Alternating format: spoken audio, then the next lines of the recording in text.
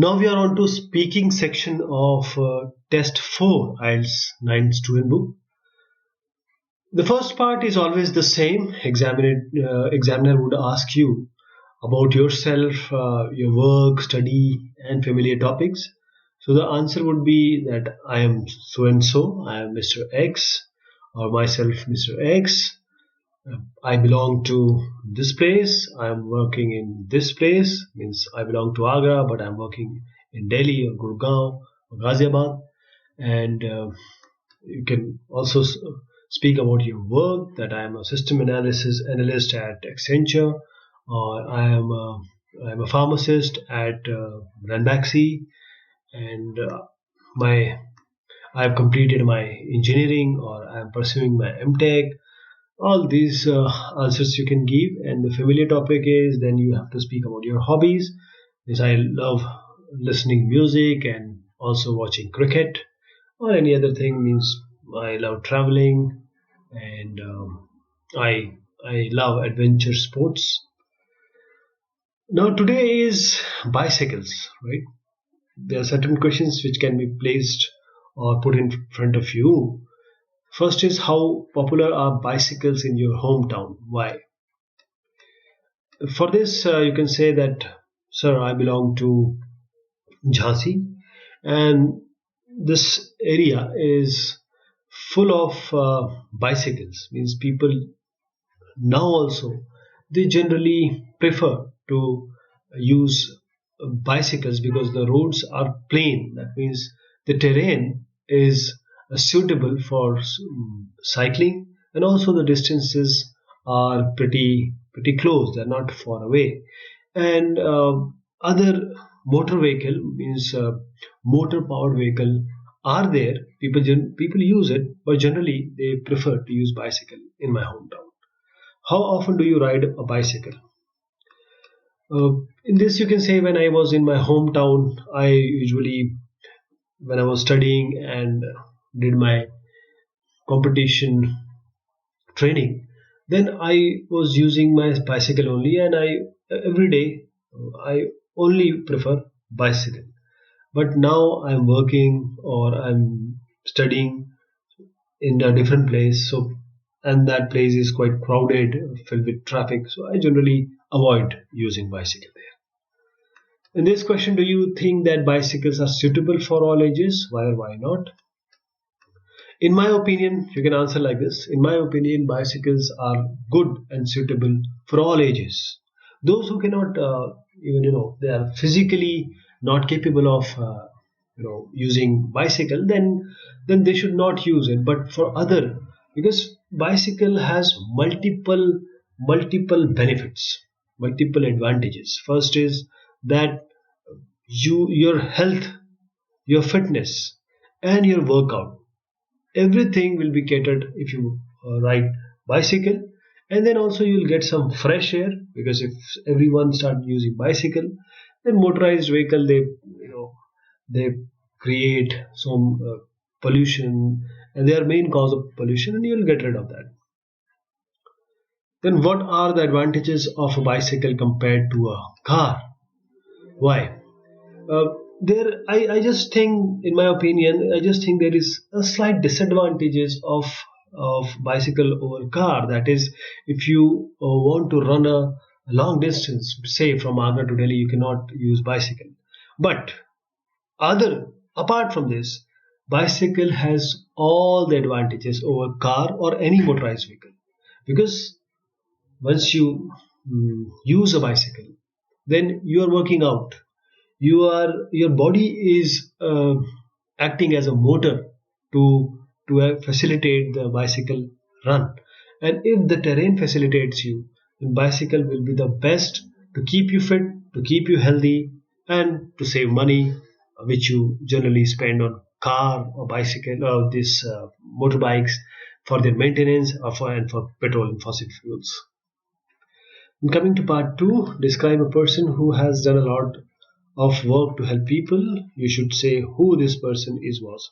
Now you have time to talk about this. You have 1 minute to think about what you're going to say, and I would advise you to talk about those people whom you know or about whom you have learned, not heard, but learned, or any person whom you know personally, so that you can speak fluently about that person, who the person is, was about, and what kind of help he does.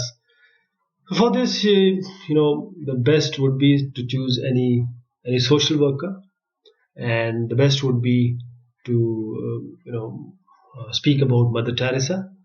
So the person who has done a lot of work to help people, in my opinion, is but she was Mother Teresa, and her cause and her way of helping people is still going on.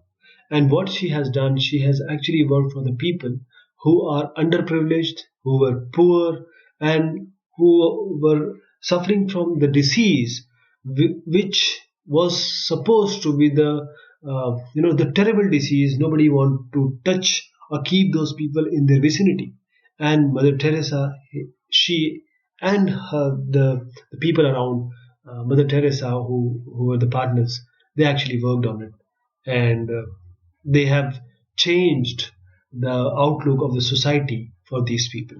And now there are so many social workers like Anna Hazare. We know that uh, he has done a lot of work. And there are so many. Recently, Satyarthi has received a Nobel for his social work. In this way, you can answer.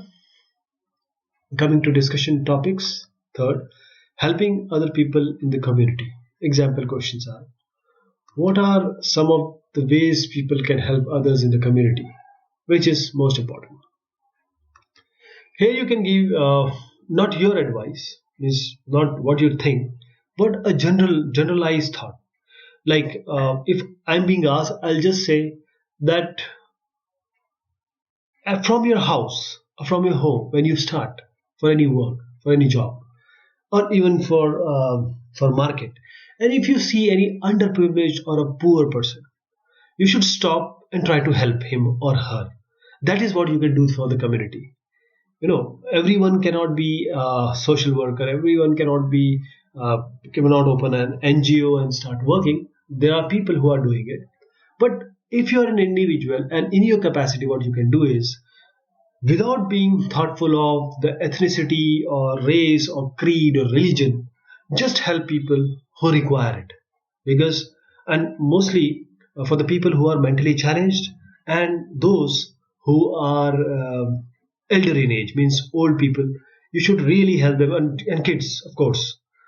These are three categories of people whom you should help. You should stop, pay them, or try to help them and take them to certain place which are being meant for them, where their care can be taken for them. Why do you think some people like to help other people? In this, you can answer that first is the upbringing. I presume that the upbringing, what mother and father they have taught the kid to help. The kid has seen mother and father doing that, helping people, helping and cooperating, and all those underprivileged and poor people. And apart from this, there is religious thoughts also.